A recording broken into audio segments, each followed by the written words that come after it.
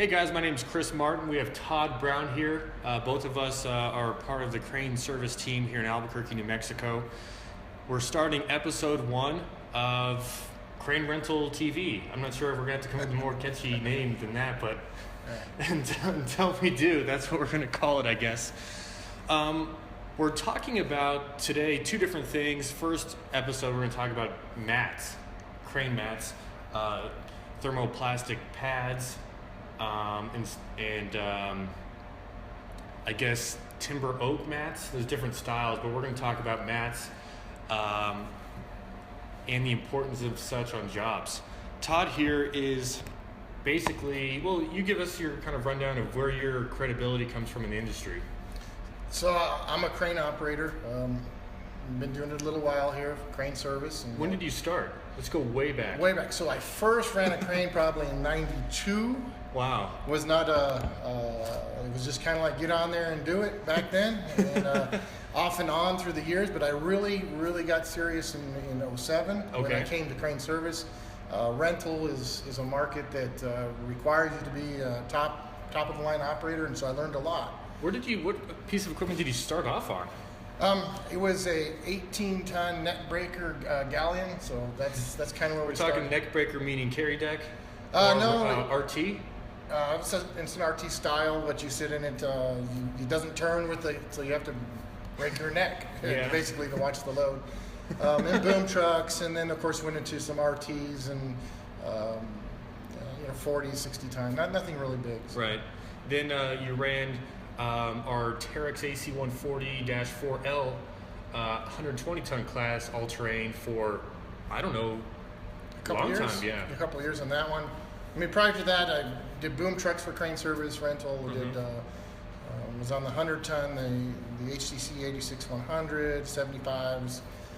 Would fill in on some of the bigger units just here and there. Oh, doing oiling and rigging for our Grove 550, GMK 7550, or other cranes. Or you can get some seat time in them, but not extensively. Yeah. And then I went into the 120, the AC 120. The AC 100-4L. I'm sorry, the AC 100, which is a 120-ton U.S. ton class crane. Right. Yeah. That was a beautiful crane. Actually, probably out of our whole fleet, we have more than 100 cranes. I think that Terex AC 100-4L, long name to say. Yeah. Is probably one of the most, I don't know if you could say this, but beautiful cranes we own. Yeah, I mean, we used it in the parade for the fair here. Oh yeah, the state fair. We used that Albuquerque parade. Everybody loved it, of course. Yeah, it was great, and it just has a good look to it. It's compact. It's compact, kind of European style. Yeah, we can crab. We can do all this kind of type of steering. But we're getting way off topic. Yes, no, it's a great unit though. It is my favorite crane. Is that okay? So over the years, what is your favorite crane to run? That one? Absolutely, without a doubt. Okay. Without a doubt. Now we've moved that asset to a different location, saying at Carlsbad. We replaced that asset here. We currently have an AC 100-4L, a second one here, and one of the guys named Howard Johnston runs that crane. And we'll talk to him probably too, just about craning and general crane stuff. He's a pretty cool guy. So that's Todd's background. Now you also are an NCCCO. So NCCCO, which is National Commission for the Certification of Crane Operators. Right. Practical examiner. You're an examiner here in Albuquerque. That is correct. Or is it a nationally accredited? No, that's national. We've done it other places. It's my accreditation, but tell us what that basically means. Basically, the NCCCO is a testing organization, basically, and what they do is they test operators, their qualifications, and I participate in that testing. And that's your written test and your actual practical exam, right? That's correct. So it's two steps. Yeah, 2 steps. Your written testing, we'll prep for the written. We'll hold classes, prep you for the written, prep our people for. I've taken that prep class. It's actually very interesting. Yeah, I mean it's a good all-around crane class. Then you would take a written test, which we have very little to do with, to be honest with you. It's not like we're administrating the test. Or picking the questions or answers. No. It basically comes from a sealed FedEx thing, and you pass it out, right? And then I have a teacher come in and she passes it out. It's independent. You don't even do that. No, that's right. She does it. Now we can do that electronically now, which is nice. They've set that up where you can go to a facility, get on a computer, know your results right away. It's really a better program. And then we also, in conjunction with that, you have to take a practical examination based on the type of crane you're going to be running. And those I administer, and also Rob Pulley administers. And, okay. And so we do those internally and for outside people. And then that's how you get your accreditation with the CCO. So that's basically your industry knowledge. You have 92 to now. That's 8 plus. Now it's gonna be 2015. So, but 8 and 5, 13 years of crane experience. Yeah, I mean, my crane experience, because previous life was for a contractor, so it's spotty. It's you mean, you know. Oh, it'd be 23 actually. Sorry. Yes, 23. Yeah, because if you I go didn't carry 92, the 2. I didn't carry the 2. Like, you know, it's a different experience than the rental. As soon as I got here, I got immersed in it. Right. Really immersed in it, and really immersed in the right way of doing things, immersed in the standards. And based on that, then I became the training and safety coordinator for crane service and the Marks Crane. Right. And UCR. So. Right. Now, we've done some stuff with Marks Crane, and I've been on the job. We did some stuff at the potash mine down in Carlsbad area. Yeah. And I remember at the time, there was a big shutdown. You were running the crane then. So you still go back and forth in our rental fleet and teaching, but mostly the safety and the teaching side, right? Right. So I would say 98% is safety and teaching, and then in a pinch, right. I'll jump on a unit, we'll work on something, or I'll go to a job and represent us on the safety side. So. Oh, that's cool. Yeah. So today we're going to talk about crane rental mats. We have an article being submitted to the Crane Hotline. It's going to be a side in the magazine where we talk about kind of the importance in crane rental mats on a kind of larger scale. But I kind of wanted to bring you in here and talk about actually the physical operator side of crane mats and that kind of stuff. So our view on crane is you're supporting the crane. That's basically what it is, and we're distributing the load of that outrigger or that float over as much of area as possible to reduce the ground pressure. That is what we're doing. So that's what the purpose of the mat is. That's it. That's extend these significant forces of weight. Yes. From maybe a 12-inch by 12-inch, which would be 144 square inches of space. I'm guessing on the float size. So don't I mean, it depends on the unit. But yeah. Yes. Some of them are circular, yes. right? Some of them are square, like your Terex. Sure. No, the Terex is circular. Terex are circular, but some of them are square, though, aren't they? Sure. The boom trucks have them square. Right. Link belts, some of the link belts, big ones, square. Right. So you want to basically so we got to go down to the basics here. Yeah, the basics. On each job, we have a different type of ground or support structure.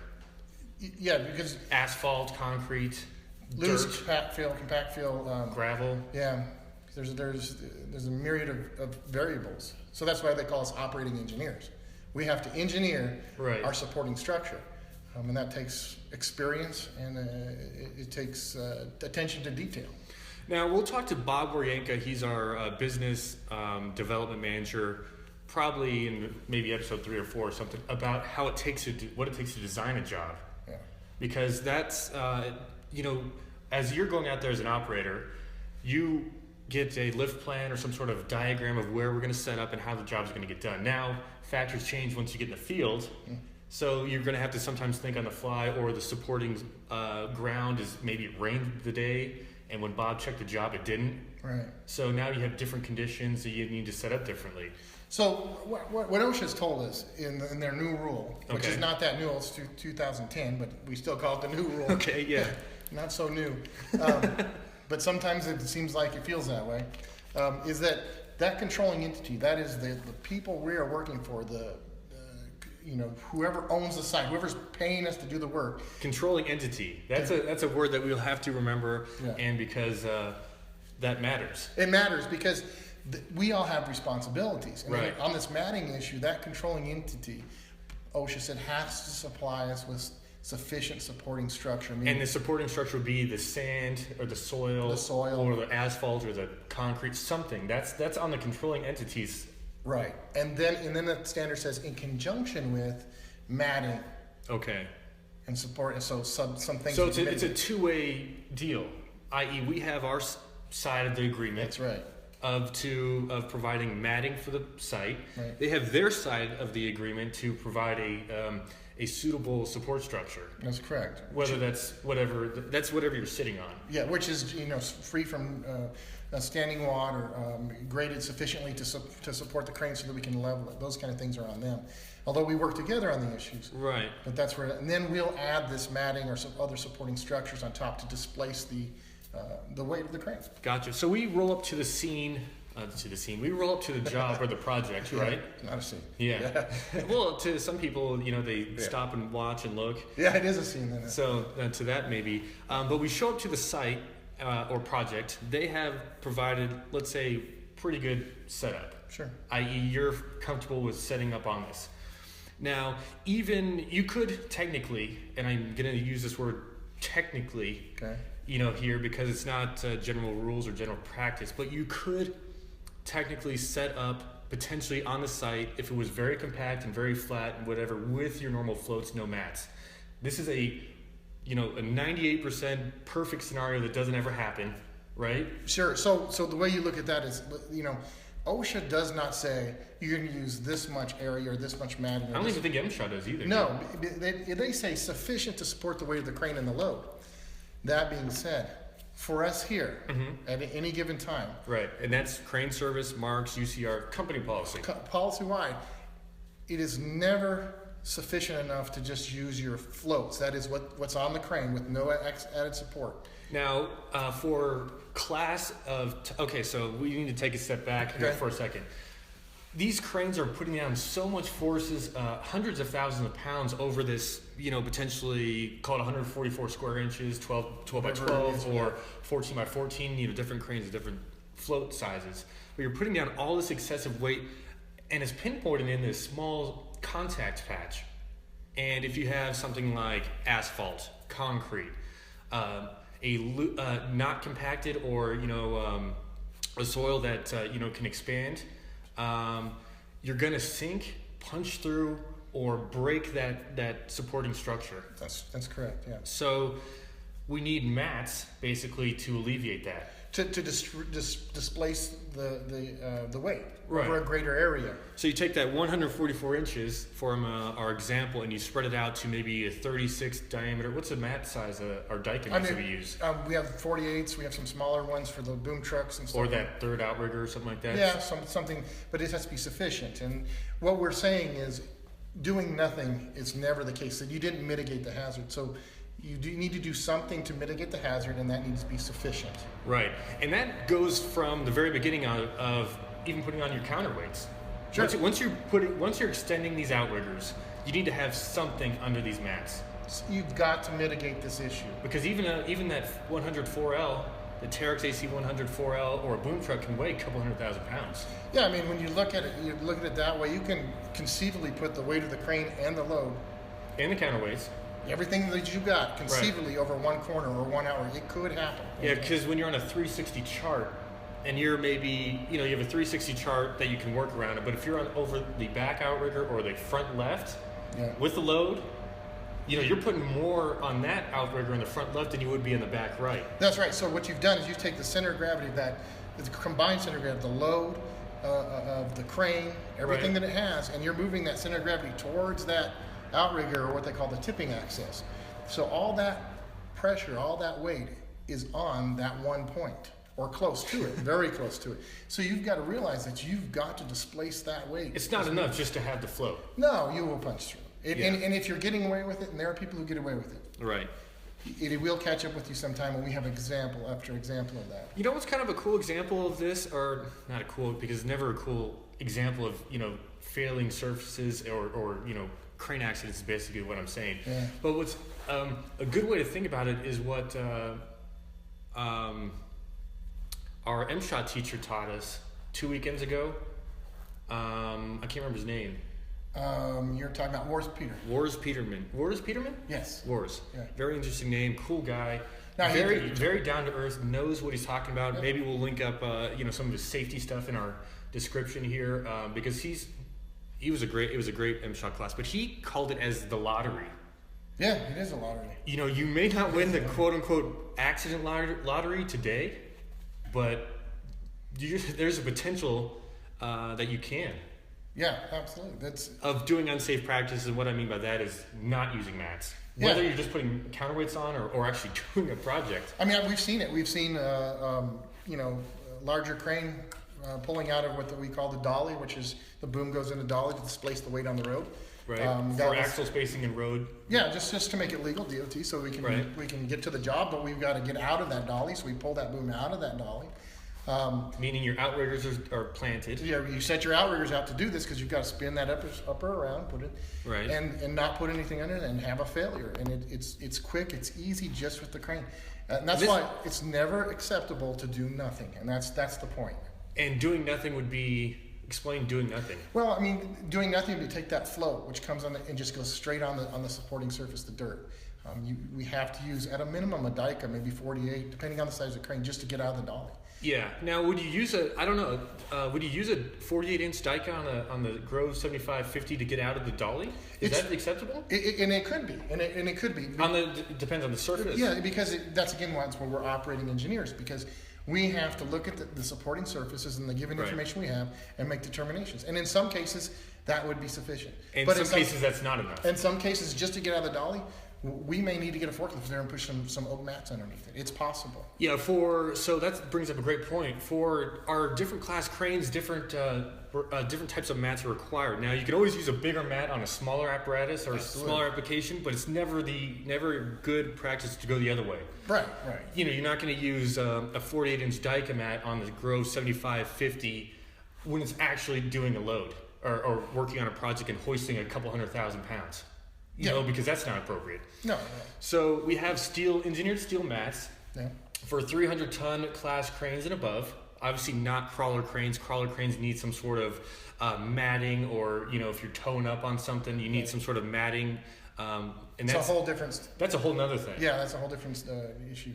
So matting is required for crawler cranes, which is basically kind of a crane mat, but you're talking about big oak timbers that these things sit on, because you're having, a 300-ton Manitowoc's 2250 or a 440-ton Manitowoc 16,000, or now our LeBaire LR 1300 SX, which is a 330-ton class crane sitting on unprepared dirt, and that's just basically one big outrigger.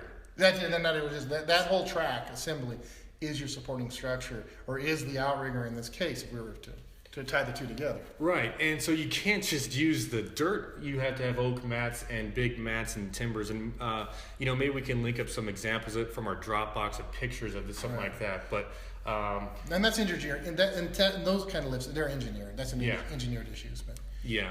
But what we're kind of going back originally is you can use one of these steel mats under one of these boom trucks if you need to, but you can't go the other way around. Right? No, you would never. We would not want to set up a 275-ton crane on 48-inch Dykas. Our link belt ATC 3275. 3275. We would not want to put it and go to work. We would not load it up with counterweights, or we call rocket up. Right. We wouldn't do that. We would use proper matting for the situation. Right, and every kind of, like you said, you're an operating engineer, right? Sure. So you go to different projects, and different situations are going to present themselves, and there's no project's ever the same. So your day's never going to be technically the same. So you may have to use oak mats and then put a Dyka on top. Sure, could be. Or you might use steel mats and no Dyka. Could be. Or if you're in a lower tonnage class crane, maybe just Dykas would be sufficient. Yeah, I mean, if I'm on a 26-ton boom truck, right, you could use a 9 times out of 10, and of course it depends. Right. Those Dykas of varying size are going to be sufficient. Now I guess there maybe Carrie will correct me here, but I think they're thermoplastic or some sort of plastic, synthetic plastic. Yeah, it's interesting, the dynamics of how those plastics they work. How they spread the force, and as they start to fail, they actually spread the force further out in the soil. So they're an interesting concept there. But I think that's more on the engineering side. Yeah, they're very interesting products. Just synthetic mats. Maybe that's what we can call them. Yeah. Well, they're a synthetic or a polypropylene product. Right. Handles, you can take them off the deck of our link belts. HTC 86100, HTC 8690. Yeah, we'll set those on the deck. Or even our little RTs, our RTC 8080s. Yeah, we'll do something. You can take that off, and one man can do it. Sure. I could carry a Dyka mat off the crane, and they roll. They're round. So with the oak mat or a steel mat, we actually had to have a forklift or something to set that up. Yeah, I mean, typically the process, on a larger crane would be, we would go half outriggers, we would put some support underneath those half outriggers that's sufficient. I.e. Dykemat or something? Could be like, you may need a little more. You may have to put some something else. Because that brings up a good point. They could say, hey, Chris, Todd, how can you set up a large crane, if your outrigger, or if your mats, your steel mats weigh 5,000 pounds and they're on a trailer? Sure. Because you're basically saying, I need the mats under it when I even take that off. But and then that's where these dikes and things that can be manhandled come in. We might use those type of things. Even loose timbers that we stack together for the moment underneath the dike is sometimes sufficient. Half outriggers. Get on half outriggers. We have a chart for half outriggers. Right. We can swing around. We can grab our mats, which do weigh 5,000 or whatever they might weigh. Right. Stay in chart. Set our mats out where they're going to go on full outriggers.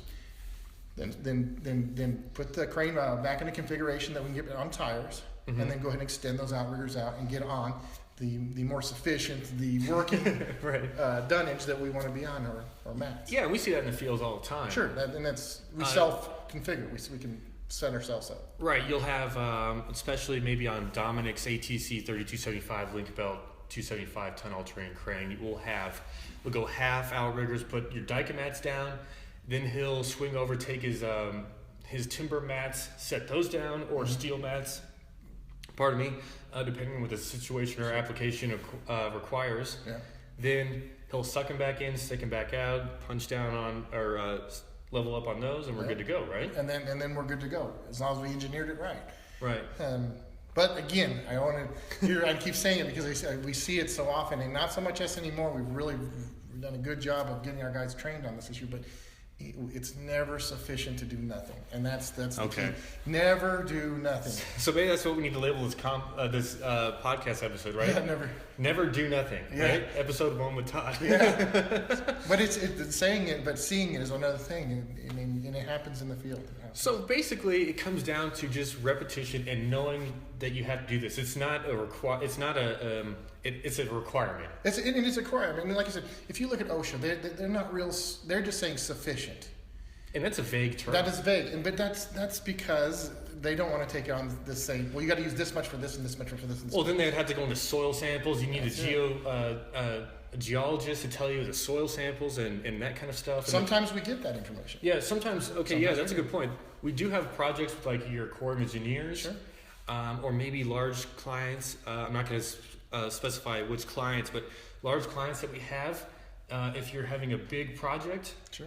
If you're sitting on expanding soils or something like that, you need some sort of engineered soil test.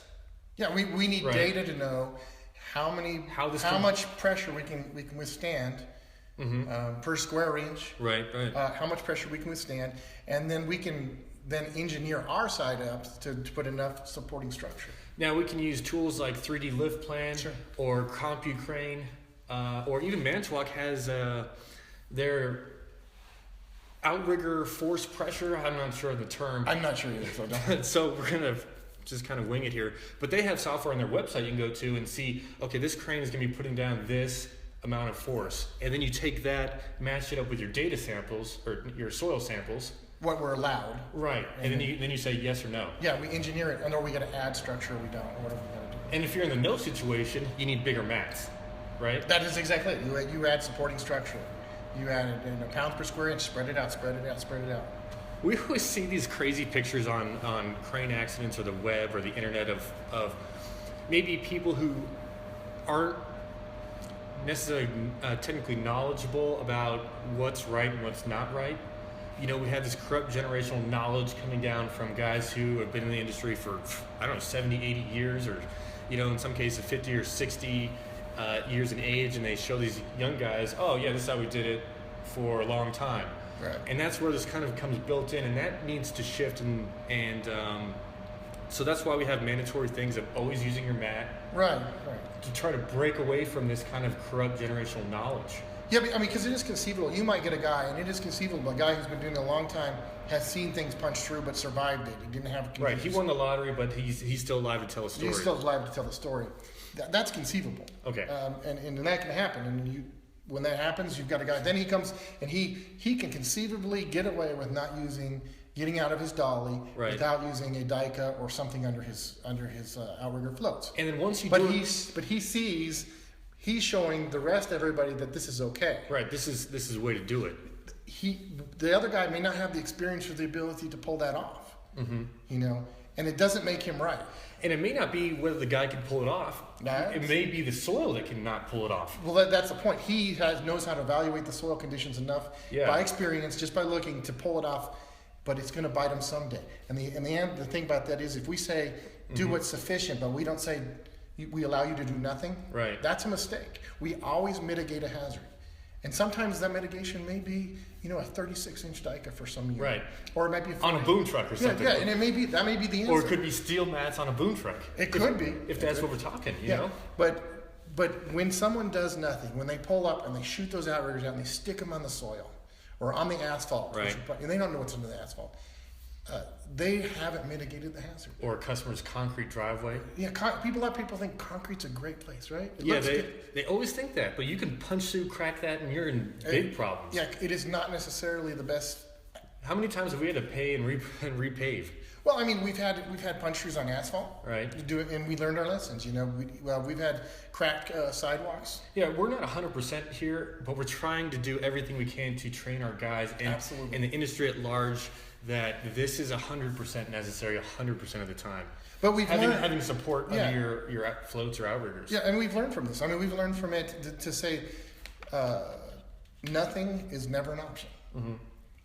Nothing. You always have to have some supporting structure underneath that. That's addition. What's going to happen when? Let's maybe change a little topic, change a little direction here. What's going to happen if you have outrigger mats or stuff that's not sufficient for the crane size? You're going to get some bowling, right? Well, yeah, you'll get some. So the soil underneath will deform or will compress. Right.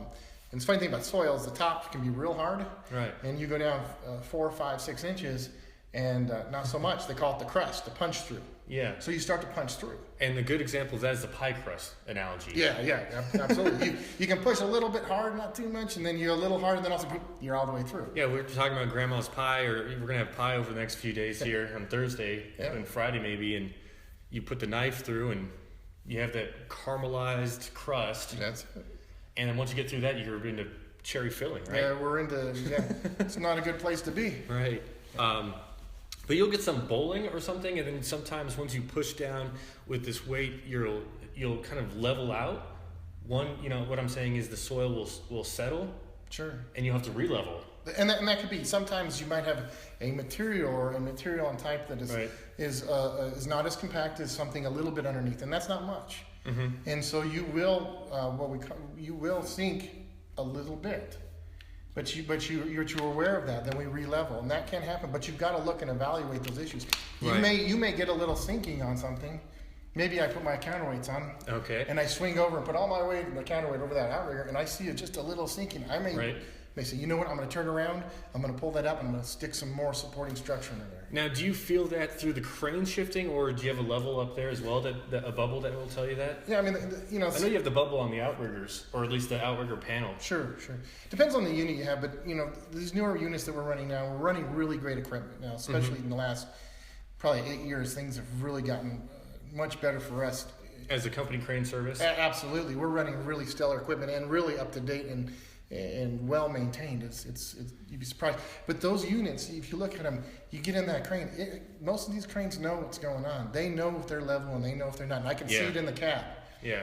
So I know. You can feel it. You can hear it. And I can feel it. And I can hear it. And then you have your oiler and you're on the ground who you work with, and he's checking my outriggers. Whether the guys on the job know it, we're always checking. Yeah, we're always walking around. We're always checking. And you could be set up perfectly level, and then after, like you said, maybe an hour or a little bit of working, soil kind of settles, or you put load on that soil and it compacts a little bit. Sure, could happen. We've been in situations where we're down at in the El Paso area, perfect situation of gravel, compact soil. It had gravel on top, and then beautiful compacted soil below it. Yeah. When we checked the job. But when we actually did the job, it was at a wind park down there by New Mexico, or what I'm talking about? Yeah, I'm not sure which job you're talking about. We'll remove that transformer with Carl. Oh, yeah, I did go. Anywho, but it rained that all weekend. So the gravel looked like it was perfect. But underneath you had a wet soil that didn't dry out. Yeah. You know, you're driving on it and you're getting rutted out, and you're putting weight on it. Now it's sinking down, and so we reevaluate. Yeah. Do we need to wait for it to dry out? Could be. Right.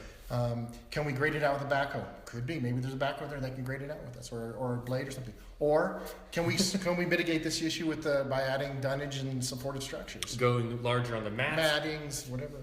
Turned out we could just use our Dyka mat, and then we had our big oak mats under that 200 Tadano ATF 220G-5. Oh, the Tadano. Yeah, the 250-ton Ultron crane. Man, getting all these acronyms.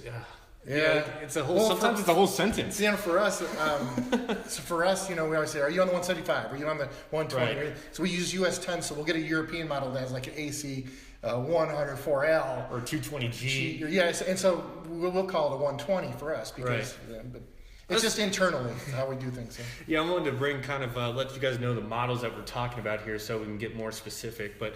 Man, there's a lot really to think about here when you're dealing with these weights. That this soil, you kind of from the outside looking in, or maybe from a contractor's perspective, you may not see what really is happening. No, I mean that's the point. A lot of times, I gotta say, for the most part, and it really is true. Most of our clients, they understand when we say, "Hey, we got a problem," and they're very supportive. There is a rare occurrence where we have a client that doesn't. It's just a now item. I want you in and out, and because we're burning money. It costs money. These units are expensive. Yeah. But for the most part, our clients really have been helpful with this item. We've had issues where we've had to stop and say we've got to get more supporting structure, or I need you to bring your backhoe over and help me out here. and for the most part, they're really good about that. Okay. But sometimes we have to show them.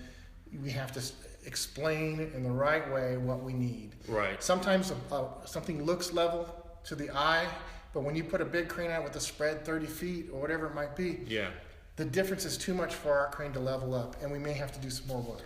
And when you go to a site, these guys are paying by the hour.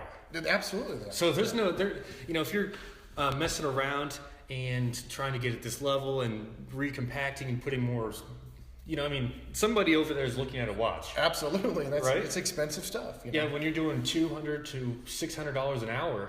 I mean, it could be depending on how the size of these units. These cranes are expensive. Yeah, they're high tech. They really are multi-million-dollar pieces of equipment, and a lot of investment in training people to run these cranes and do the right thing. Yeah, and therefore that expense is passed on to the customer because they're then renting that highly technically advanced piece of equipment and highly technically advanced and trained crew. I mean, these are all NCCCO certified operators. Sure. Once you get an RC, that's a requirement. That's quite these guys also have rigging and signalman training. Sure, yeah. These guys are also basically somewhat technician.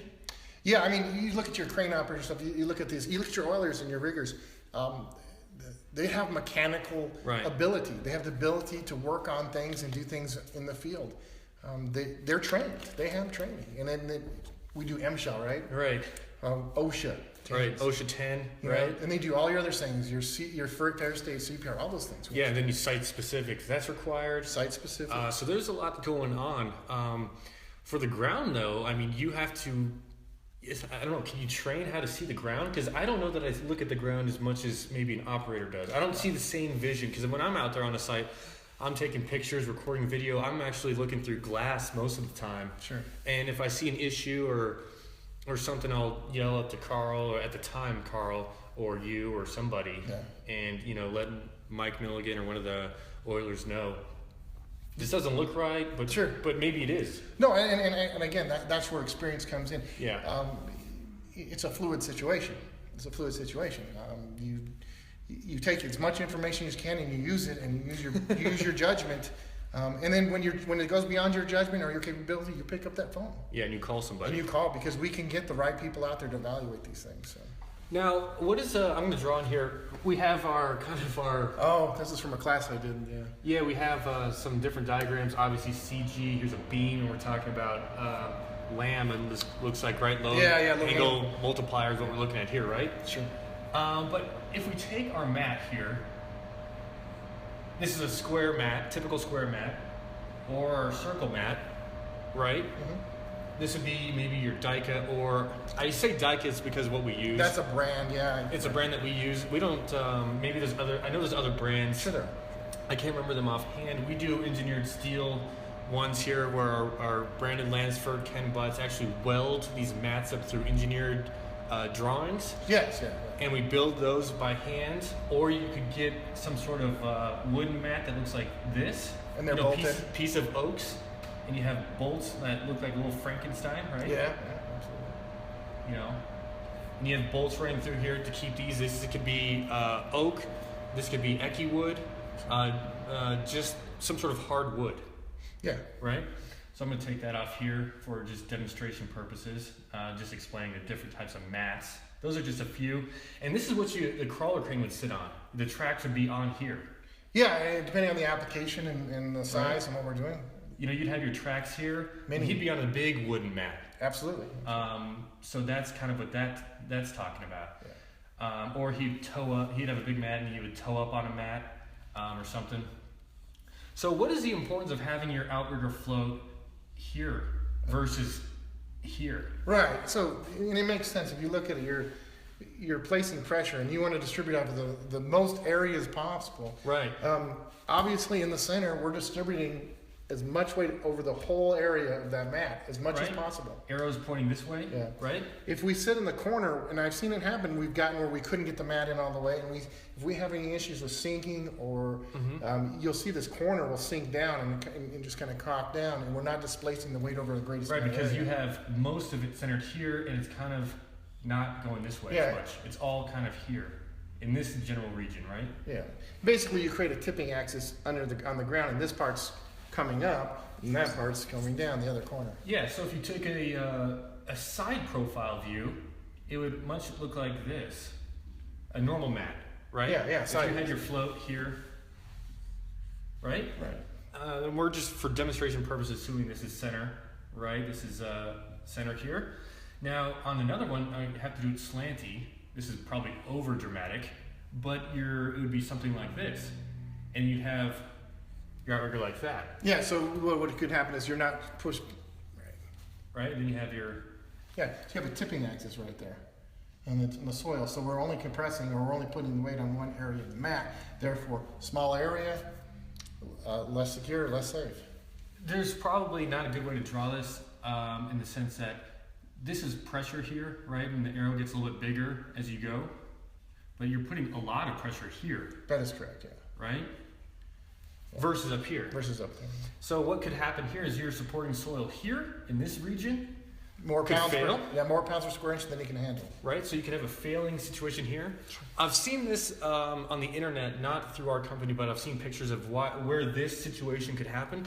Maybe you're in a narrow alley or a tight area, and your beams are extended out, but you're limited by a wall or concrete or something where you can't put your mat farther out, right? Yeah, and it could be anything. It could be, a lot of times it'll be curbs. A curb will limit you. You can't, could be landscaping, trees, walls. Anything, a lot of things. How would you do this situation? How would you fix this? It depends on the situation. And we're talking high level here, meaning every situation is really different. Everyone's different. I mean, in the curb, it may simply mean this, that we need to move the crane 3 feet away from the curb. Oh, to get your mat in. And then it may mean also that now our crane, because now we've increased our radius, we may have to get a different unit. Or we may have to have a road closure. So all those things have to be evaluated. And that's why it's so important to have that sales guy. You know, like we use Mike here, he's got a gallon of experience. He's fully capable. Yeah, he's an ex-operator. Yeah, he's an ex. So he can go out and say, you know, those things that we don't just see. We just say, oh, 30 foot, it'll fit. No, I got to sit back a little bit because I've got to be on the center of that oak. Those things have to be evaluated. And that's how you kind of fit. Well, yeah, I'm talking one very specific situation, and situations and projects aren't that specific. It's not just cut and dry. No, not at all. Not at all. And so on a synthetic mat, or I don't know, you would have it like this, right? Your circle. Then you'd have something like this. You can get this kind of, type shape. And you've seen that happen. Yeah. I don't know what causes that exactly. Maybe just because there's a little flex. There's flex within a polypropylene or a synthetic material. And to some degree, this is normal. To some degree, it is normal. Now, if you start punching through, then that's not normal, and that's something, and that's where experience comes in. Right. But you got to remember, as that mat deforms, it's spreading the pounds per square inch over a greater area. So there's going to be a small degree of flex, but not a great degree. And that's the key. We don't want to punch through. So. I remember when I first started here in like 2011, my first time seeing a Daikin mat or a synthetic mat of this type, and you're like, waving to the operator. I don't remember at the time, probably Carl or you. I don't know. Saying, is this normal? And they're like, yeah, hand, it's all normal. Yeah. It's all good. It's just, I'm like, okay, it took a while to get used to that because you're like, this feels not right. It's the same thing is knowing when you're going to get some movement because you're putting a lot of weight on. There's going to be moving. It's going to settle in. There's going to be some movement. But it's the matter is knowing how much and how much is not right. It's like boom deflection, same thing. Yeah. Yeah. One guy looks at a boom and he looks, oh, it's a big banana. Yeah. And it's going to break. Well, no, that's how that thing functions. You get low areas of tension and areas of compression on that boom. Obviously, tension on the top, compression on the bottom. It's going to have same thing here. You're going to get some deflection. And even too, sometimes when you put down your load, you could be centered up. Say, I'm exactly center over this thing, and then you actually have your float. Your mat shift, maybe this way. Maybe now your mat is kind of like this. Yeah, so due to some sort of soil irregularity in the soil or some issue there. So sometimes you can set a mat, put a crane on it, and this happens a lot if you had freezing temperatures. You got freezing temperatures, moisture in the soil. You may not even see the ice. Sometimes and then you can have problems with movement. All things you've got to evaluate. Yeah, this could be due to maybe a sliding situation. Yeah, if you're talking about ice or maybe a slick mud. Yeah, or it could be mud. They call hydroplaning, which is everybody thinks you have to do in speed to hydroplane, which you don't. Interesting. You've got to evaluate all those things, and that's where it takes experience. Well, we're coming back to the end of our hour. It's already been 45 minutes, if you can believe that. 40 minutes. Is there anything else we want to talk about that you can think of that's really important to crane mats? Now, we said the phrase or title before, right? What? Remember? You said it very frequely. Doing nothing is not enough. Yeah. Yeah, and that's something. It's not enough to do nothing. Yeah. I'm firm on this belief that maybe you could get away with it. Maybe it would be okay. The lottery. But by actually doing nothing, it tells the whole world that you didn't take the time to mitigate a hazard. That is unacceptable. That's powerful because now you're visually showing everybody how to not work right. Exactly. You're putting everybody else on the site's lives at risk. There was a crane tipped over in the Odessa, Midland area just recently. Eric Hutter, our master technician, was telling me about it, where it was one of these mat situations. He tipped over, and the operator was good, but there was a fatality, and the truck driver passed away. So you really put everybody's lives at risk, and it may not be just yours, but it's everybody is at risk. So, we tell our people, we tell them we say, limit the time you expose people to hazards. Yeah. Limit the amount. Address these issues. At best, we never want to hurt the public. Right. The public is innocent. They're not part of this operation. We always want to protect the public. We always want to protect ourselves and our crews, and we always want to protect our client. No one wants to hurt somebody. Yeah. And complacency, and that's what that is by not using proper matting is what that is, complacency. And we have to fight against that day after day. And what's a school of thought here would be this. You'd probably hear this from a guys. Well, I've done it 100 times this way, or I've always done it this way, right? Or the guy who told me this is how I'm supposed to do it, or you get these excuses, really.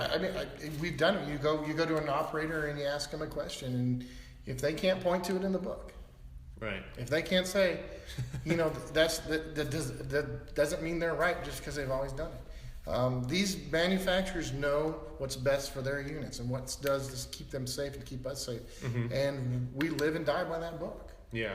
And we need to know it. And that includes matting. We need to know how to properly mat support our cranes. Yeah. It's just part of the job. It's what we do, and it's expected. And if we're cutting corners on that item, that is unacceptable. And cutting corners could be anything from not using the proper matting to not leveling or having it, on the mat right, to not even using the right mat under matting. There's a lot that we've talked about over the last 40 minutes. Sure. Of mats. Pretty interesting though. These cranes. This ground that we're sitting on or standing on or putting forces down on is so crucial to our job, because without that soil, we couldn't do any of this. And having proper matting situation, we wouldn't be able to sit level. We wouldn't be able to do the job. Now, I guess you don't, on rubber charts, you don't need mats. And this would be cranes like carry deck, your RT cranes. But that also can be said, if you have an on-rubber chart, there may be situations where you do need to use mats. Yeah, I mean, a lot of people have a misconception about matting applies to rubber and not rubber, and here's how this works. In your manual, it's going to allow you a certain amount of variance in level. That includes on rubber. Oh, okay, so you have maybe 3 or 4 degrees. Absolutely. So maybe even way less than that. Maybe I think it's what, 1 degree or? Well, it depends on the unit. Okay. Even like a tracked unit can have degrees, but they're chart out differently. So your capacities are different, and you've got to account for that. You may need to build up one side of wherever you're at through matting, cribbing, or whatever it might be to do an on-rubber pick. It is conceivable. So really, in that situation, it's just all depending on how level you are. If you have an on-rubber chart, doesn't mean that you don't need outriggers, right? Not necessarily, Because you could be out of level and on rubber, but you're going to tip over once you go to that low side, right? That's exactly right. You're going to tip. Yeah, on rubber, the misconception about on rubber is I can pull up and pick it up. Right. That's not what it means. It means your tires have to be properly inflated. They've got to be the right tires, because that's what's supporting it. The ground has to be able to support the surface, and you have to be properly level with sufficient within the manufacturer's requirements. Yeah, because the manufacturer spent time engineering this. They didn't just write numbers on a piece of paper and say, 2 degrees. Call it a good day. We get the calls all the time. Hey, I'm doing this and this. I'm nervous. And the first thing we ask is, are you on some good supporting structure? Right. And then you ask, is it within the capacity of the crane in your current configuration? And then what percentage of that capacity? It's that simple. If it works within the percentage that we're allowed, you're all good. It will do the job properly. Interesting. It's simple. So it's we talked about a lot over the last 45 minutes. Yeah. I don't know if this is enough. You could probably spend days talking about matting and being proper and different situations that arise. There's so much involved with ground pressures, and there's a lot of engineering involved, and it's kind of looked, it's underrated or undervalued to maybe some people. It is. It's one of those things that they think, oh, that's what the outriggers are for, just to level you up. No, they're to support that weight, and that's important. And you could be potentially throwing 500,000 pounds down onto one surface. We're getting a phone call here. Yeah, someone's calling. It's okay. Sounds like Disneyland or something. Yeah. Well, that's because you went to Disneyland, That's right? it. Yeah, they just got back. They changed. They got all my money and my ringtone. You sold your ringtone space for them? Oh, well, I needed to get in. That's the only way they let you in. They're horrible. No. That Mickey's mean. He's mean. But you could be throwing down 500,000 pounds on that steel mat or something like that. Well, it depends on what but yeah, if you look conceivably, a crane without weights can be anywhere from, you could be in the mid hundreds of thousands, and then just for the crane. Yeah, it's for the crane. Then you're throwing 80,000 pounds of rock on there. Yeah, or even more. We've got some that's 200. Then you're hoisting, potentially 50,000, 60,000 pounds. Or in some cases, maybe 100 or 200,000 pounds, depending on the crane. Right. You're putting a lot of pressure on the ground. So you need to have a proper soil, proper matting, and proper setup. Yeah, it's important. I always say, a lot of people think a crane operator. Oh, you sit in there and you just use these sticks, and it's like a video game, and it's all fun again. And it is. There is a measure of that to it. Don't get me wrong, and that does take a measure of skill. But the real skill is before all that happens. It's knowing how to organize your people, knowing how to set up your crane properly, knowing what your radius and your capacities and all those things are, making sure the rigging's correct, and making sure you have proper matting or supporting structure. There's a lot to being a crane operator than just using sticks. Yeah, although that's the fun part. But there's some work aspect to it. Yeah. And there's a lot of responsibility on the crane operator and the team, because you, like we said, when you're putting your public and you're exposing the public and the controlling entity and his people to hazards.